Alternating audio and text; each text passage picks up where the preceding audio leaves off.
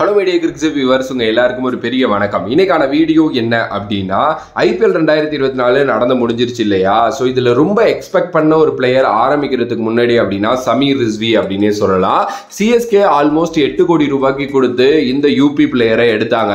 யூபிலேருந்து இன்னொரு player yes definitely சிஎஸ்கேக்கு பெருசாக make பண்ணுவார் அப்படின்னு நம்ம யோசிச்சோம். அது பார்க்குறதுக்கு வேற ரெய்னா மாதிரியே இருந்தார். ஸோ யூபிலேயே இவரை பார்த்தீங்க அப்படின்னா அதாவது குட்டி சுரேஷ் ரெய்னா அப்படி அவங்க பாஷையில சொல்லுவாங்க போல. ஓகே, சோ அப்படிப்பட்ட ஒரு பிளேயர் அண்ட் யூபி லீக்ல பாத்தீங்க அப்படின்னா பயங்கரமா விளையாண்டிருந்தாரு. அவரை நிறைய பேர் பார்த்துட்டு இம்ப்ரெஸ் ஆயிருந்தாங்க. அதனாலதான் அவரோட பிரைஸ் அமௌண்ட் பாத்தீங்கன்னா 8 கோடி ரூபாய் வரைக்கும் ஐபிஎல் ஆக்ஷன்ல புஷ் ஆனிச்சு. 20 வயசு பையனுக்கு 8 கோடி ரூபாய் கொடுத்து எடுக்கிறாங்க அப்படிங்கறதெல்லாம் எவ்வளவு பெரிய விஷயங்கிறது நான் சொல்லிதான் உங்களுக்கு தெரியணும் அப்படிங்கிறது இல்ல. அந்த மாதிரி ஒரு கிரிக்கெட்டர் அவரு. ஓகே, ஆனா எடுத்தாங்க சிஎஸ்கே. ஆனா சிஎஸ்கே இந்த வருஷம் பண்ண ஒரு சூப்பரான விஷயம் என்ன தெரியுமா?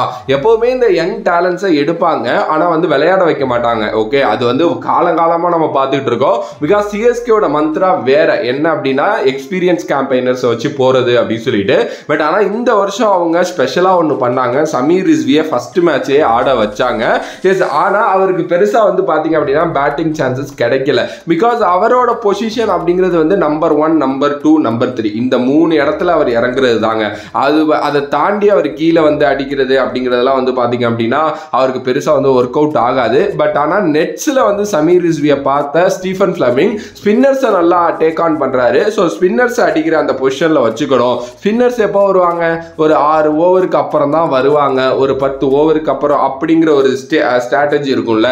ஸோ அதனாலதான் சமீர் ரிஸ்வியை பின்னாடி வச்சிருந்தாங்க.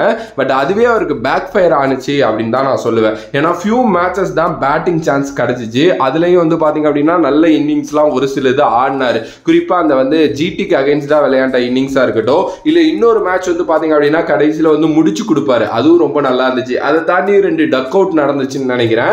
அதுக்கப்புறம் ஒரு மேட்ச் ரொம்ப கம்மியா ரொம்ப ஸ்லோவா விளையாண்டாரு. ஓகே, பட் ஆனா சின்ன பையன் கரெக்டான பொசிஷன் கிடைக்கல, அவருக்கு கரெக்டா மேபி யூஸ் பண்ணல அப்படின்னு தான் நான் சொல்லுவேன். பட் இதை நம்ம 2 விதமா எடுத்துக்கலாங்க. சமீர் ரிஸ்வி பொறுத்த வரைக்கும் அவரோட பொட்டன்ஷியல் என்ன அப்படிங்கறத சிஎஸ்கே கிட்ட ப்ரூவ் பண்ணிட்டாரு அவரு. அதனாலதான் அவர் த்ரூ அவுட்டா பாத்தீங்க அப்படின்னா பிளேயிங் லெவல்ல இருந்தாரு. ஒரு சில மேட்சஸ் மிஸ் பண்ணாரு.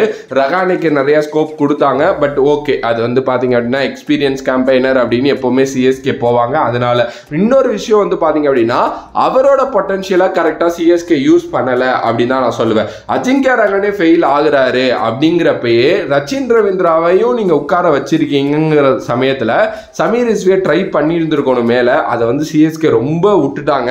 இதை பத்தி நம்ம நிறைய பேசிட்டோம். அதை பத்தி திருப்பி பேசலாம் வேணாம், ஐபிஎல்லே முடிஞ்சு போச்சு. ஓகே, ஸோ இந்த 2 விஷயமே பாத்தீங்க அப்படின்னா நடந்திருக்கு அப்படின்னு தான் நான் சொல்லுவேன். ஸோ 8 கோடி ரூபாய்க்கு ஒருத்தா அவர் விளையாண்டாரா அப்படின்னா கிடையவே கிடையாது. அது எல்லாருமே சொல்லுவாங்க ஓவர் பிரைஸ்டு அப்படின்னு தான் சொல்லுவாங்க. எஸ், அவரை வேஸ்டா எடுத்துட்டாங்க 8 கோடி ரூபாய்க்கு அப்படின்னு தான் சொல்லுவாங்க.